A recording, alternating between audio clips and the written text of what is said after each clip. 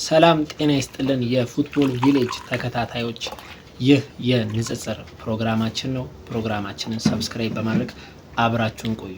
በሳምንቱ ተጠባቂ ጨዋታ ማን ዩናይትድ ከማንቸስተር ሲቲ የሚገናኙበትን ጨዋታ ቅድመ ዳሰሳ እንሰራለን።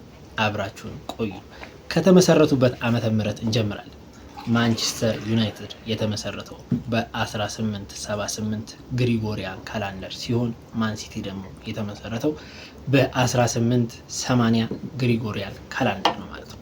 ስታዲየማቸውን ደግሞ ስናይ የማንቸስተር ዩናይትድ ስቴዲየም ኦልድ ትራፎርድ በመባል ሲታወቅ ከ74000 በላይ መቀመጫዎችን የመያዝ አቅም አለው ማለት ነው። የማንቸስተር ሲቲ ስቴዲየም ደግሞ ኢትሃድ ስቴዲየም በመባል ይታወቃል። ከ53000 በላይ መቀመጫዎችን መያዝ ይችላል ማለት ነው። እንዲሁም ደግሞ በቅጽል ስማቸው ማን ዩናይትዶች ዘ ሬድ ዴቪልስ በመባል ይታወቃሉ።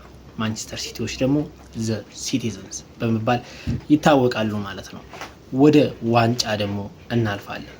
ፕሪሚየር ሊግን በማሸነፍ ማንቸስተር ዩናይትድ 20 የፕሪሚየር ሊግ ዋንጫዎችን ከፍ ማድረግ ሲችል ማንቸስተር ሲቲ ደግሞ 9 የፕሪሚየር ሊግ ዋንጫዎችን ማሳካት ይችላል ማለት ነው። ኤፍኤ ካፕን በማሸነፍ ማንቸስተር ዩናይትድ የኤፍኤ ካፕ ዋንጫ 13 ጊዜ አሸንፏል ማለት ነው።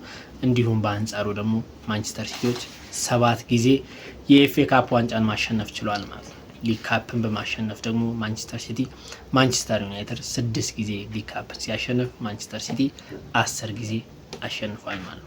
በአውሮፓ ሻምፒየንስ ሊግ መድረክ ላይ በመንገስ ማንቸስተር ዩናይትድ 3 ጊዜ በአውሮፓ መድረክ ላይ መንገስ ሲችል ማንቸስተር ሲቲ 1 ጊዜ ባለ ትልቅ ጆሮ ዋንጫ ከፍ አድርጎ መሳብ ችሏል ማለት ነው። ኢሮፓ ሊግን በማሸነፍ ማንቸስተር ዩናይትድ በታሪኩ 1 ጊዜ ሲያሸንፍ ማንቸስተር ሲቲ ምንም አይነት የኢሮፓ ሊግ ዋንጫ ማሸነፍ አልቻለም ማለት ነው። እንዲሁም ደግሞ የሀያልነት ዘመናቸው የነበረው ማንቸስተር ዩናይትድ ከ1990 ዓመተ ምህረት ጀምሮ እስከ 2013 ድረስ በአውሮፓ ላይ ሀያሉ ቲም ማንቸስተር ዩናይትድ ነበር። ወይም ደግሞ የሰር አሌክስ ፈርጉሰን መውጣት ጊዜ ድረስ ማንቸስተር ዩናይትድ ሀያል ክለብ እንደነበረ ግልጽ ነው። ማንቸስተር ሲቲ በአንጻሩ ከ2010 በኋላ ወይም ደግሞ የሳውዲ ባለሀብቶች ከተቆጣጠሩት በኋላ በአውሮፓ መድረክ ላይ አሁን እስካለንበት ዘመን ድረስ ማንቸስተር ሲቲ ጥሩ አቋም ላይ ይገኛል ማለት ነው። ወደ ሁለቱ ክለቦች የእርስ በርስ ግንኙነት ስናልፍ ደግሞ ሁለቱ ክለቦች በታሪክ 187 ጊዜ ሲገናኙ ማንቸስተር ዩናይትድ 75 ጊዜ በማሸነፍ ብልጫውን ሲይዝ ማንቸስተር ሲቲ ደግሞ 60 ጊዜ በማሸነፍ ተከታዩን ደረጃ ይዟል ማለት ነው። በቀሩት 52 ጨዋታዎች ደግሞ አቻ ተለያይተዋል ማለት ነው። ወደ ጎል ስንሄድ ደግሞ ሁለቱ ክለቦች በተገናኙበት ጨዋታ ማንቸስተር ዩናይትድ የማንቸስተር ሲቲ መረብ ላይ 262 ጎሎችን አስቆጥሯል። በአንጻሩ ማንቸስተር ሲቲ ደግሞ 270 ጎሎችን በማን ዩናይትድ መረብ ላይ ማሳረፍ ችሏል ማለት ነው። ሁለቱ ክለቦች በተገናኙበት ዋይን ማርክ ሮኒ 11 ጎሎችን በማስቆጠር በሁለቱ ግንኙነት ከፍተኛ ጎል ያለው ዋይን ማርክ ሮኒ ነው ማለት ነው በ11 ጎሎች። እንዲሁም ደግሞ የየክለቡን ብዙ ጨዋታ ያደረገው ማን ነው የሚለውን ደግሞ አብረን እናያለን። ከማንቸስተር ዩናይትድ ሪያን ጊግስ 963 ጨዋታዎችን ለማንቸስተር ዩናይትድ በማድረግ አንደኛ ደረጃ ላይ ተቀምጧል።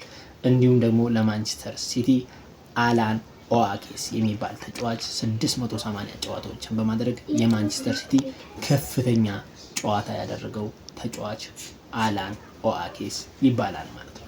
እንዲሁም ደግሞ የማን ዩናይትድ ከፍተኛ ጎል አስቆጣሪ የምንጊዜ የማንቸስተር ዩናይትድ ከፍተኛ ጎል አስቆጣሪ ዋይኒ ማርክ ሮኒ ነው ማለት ነው። 253 ጎሎችን በማስቆጠር ዋይኒ ማርክ ሮኒ የምንጊዜም የማን ዩናይትድ ከፍተኛ ጎል አስቆጣሪ ሲሆን የማንቸስተር ሲቲ ደግሞ የምንጊዜም ከፍተኛ ጎል አስቆጣሪ ሰርጂዮ ኩን አጉዌሮ ነው ማለት ነው። 260 ጎሎችን አስቆጥሯል ማለት ነው። ስላዳመጣችሁን አመሰግናለሁ።